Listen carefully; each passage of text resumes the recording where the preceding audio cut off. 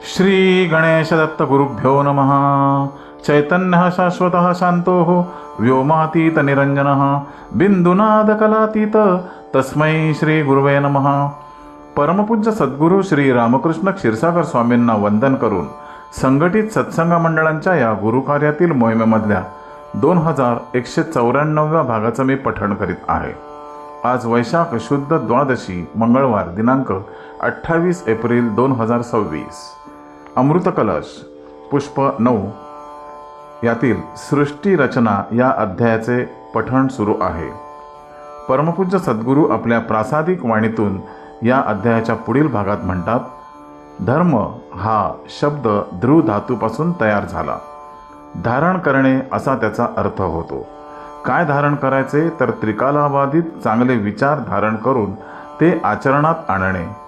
येथे प्रत्येक वस्तूला धारणा आहे म्हणजे धर्म आहे। प्रत्येकाला त्याचा स्वभाव आहे।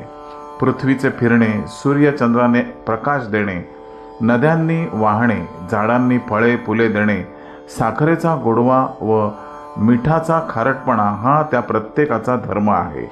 या प्रत्येकातून त्याचा धर्म वजा केला तर सृष्टीचा व्यापार आपोआपच बंद पडेल व तिला नष्ट करण्याची वेळच येणार नाही।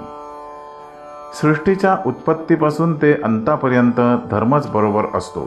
एरवी सृष्टीच्या आधीही शून्य व अंतीही शून्यच असते। हे शून्य म्हणजेच तो निर्गुण निराकार परमात्मा। धर्म म्हणजेच सृष्टी रचना।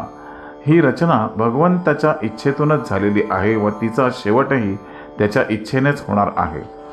जसे कोळी स्वतः जाळे विणतो व स्वतःच गिळतो तसेच या जगाचे आहे।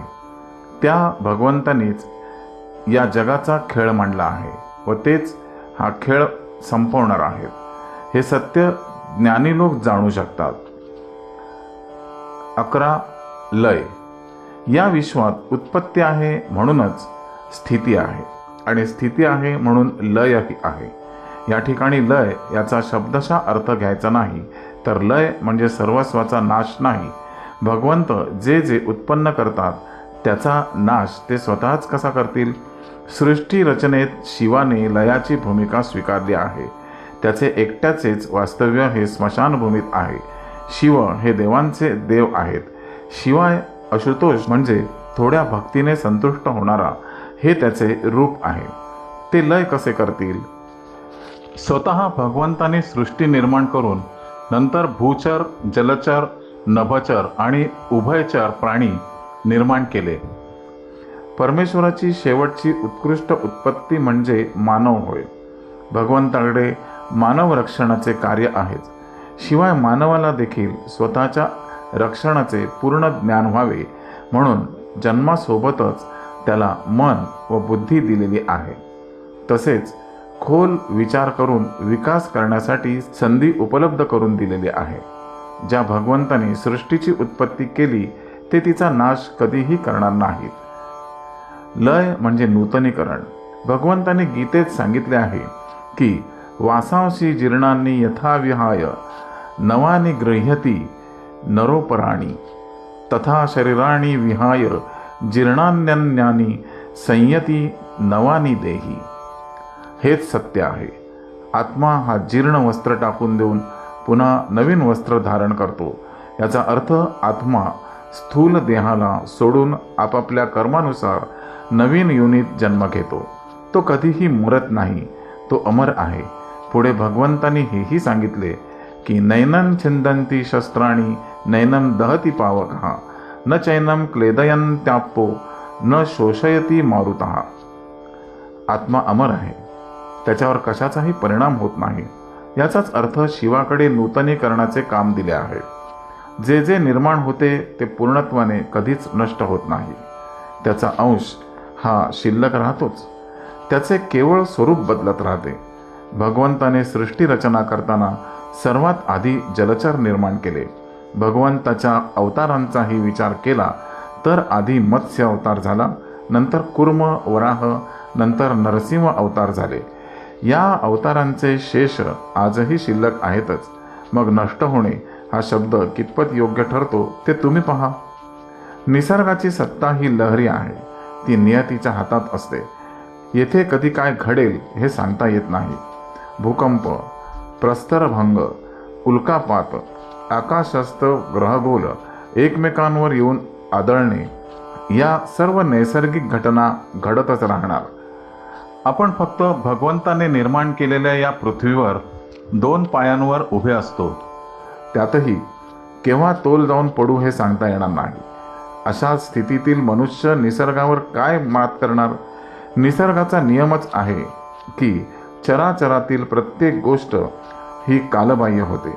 कालबाह्य होणे याचा अर्थ पूर्णपणे नष्ट होणे असा नसून डोळ्यांसमोरून नाहीसे होणे असा आहे. याचे कारण असे की भगवंताने जे जे निर्माण केले त्याला तो पूर्णपणे कधीच नष्ट करत नाही. म्हणून तर मी तुम्हाला सांगतो की कोणाही आप्तांच्या मृत्यूनंतर फार शोक करू नका. स्वतःला सावरा, कारण येथे काहीच स्थिर राहणार नाही व स्थिर राहूही शकत नाही. एक ना एक दिवस सगळे काही कालबाह्य होणार, पुन्हा निर्माणही होणार व नव्या स्वरूपात येणार. आपण फक्त स्मृती सांभाळणारी माणसं आहोत. आपण कोणालाही कायम टिकवू शकत नाही. येथे लोकोत्तर पुरुष आले व कालबाह्य झाले. ऋषीमुनी आले, त्यांनीही देह ठेवला. प्रत्यक्ष भगवंतही मानवी स्वरूपात आले व त्यांनीही नियत कार्यपूर्तीनंतर देह विसर्जित केला. जो येणार तो जाणार, हा सृष्टीचाच एक नियम आहे हे त्यांनी सिद्ध केले. काळाच्या पडद्याआड जाणे हे कोणालाही चुकले नाही. आपण पुष्कळ म्हणतो, हनुमान, अश्वत्थामा, परशुराम, बळी, व्यास, कृपाचार्य व बिभीषण असे 7 चिरंजीव आहेत, परंतु तरीही ते दृष्टीआड आहेत ना. त्यातील काही आपण समाधीच्या स्वरूपात, काही मूर्तीच्या स्वरूपात, तर काही मानवी श्रद्धेत, विश्वासात फक्त स्मृतीच्या रूपातच बघू शकतो. अतिशय वृद्ध मनुष्य असला, शरीर जीर्ण झालेले असले व तो मनुष्य मृत्यू पावला की लोक म्हणतातच, बरे झाले, सुटला एकदाचा, कारण तो निरुपयोगी झालेला असतो. म्हणूनच जीवाने कालबाह्य होणे गरजेचे असते. शिवाय त्या व्यक्तीलाही मनापासून कालबाह्य व्हावेसे वाटत असते. काही ठराविक कालानंतर निवृत्ती येतेच. सृष्टीने एकदा आपल्या गतीतून जीव दूर फेकला की त्याला ती लवकर जवळ करत नाही. मनुष्य म्हातारा झाला की पुन्हा तरुण होत नाही. त्याला म्हातारपण संपवून पुन्हा जन्म घेऊन तरुण होता येते. एवढा मोठा महासागर सुद्धा त्यात बुडून मरण पावलेल्या माणसाला आपल्या उदरात ठेवत नाही, त्याला किनाऱ्यावर आणून सोडतो. येथे जे जे कालबाह्य झाले ते निसर्ग रूपांतरित करतो. येथे निरनिराळी शस्त्रे निर्माण झाली. वेदांसारख्या महान ईश्वरवाणीची ही रचना झाली आणि तिलाही ग्लानी आली, पण ती कोणाच्या तरी विचारातून टिकून राहिली आणि पुनरुत्थापन होण्याच्या मार्गावर अग्रेसर झाली. मूळचा गाभा मात्र सर्वसामान्य मानवाच्या आवाक्यात राहिला नाही. या गोष्टी टिकवायच्या म्हटले तर टीका, निंदा, त्रास होतो. त्यामुळे ते टिकून ठेवणे अवघड जाते. या गोष्टी निसर्गाच्या कक्षेतून निसटतात व पुन्हा कक्षेत येतात. याचे कारण निसर्गाने सर्वांना एक प्रकारची ओढ दिलेली असते.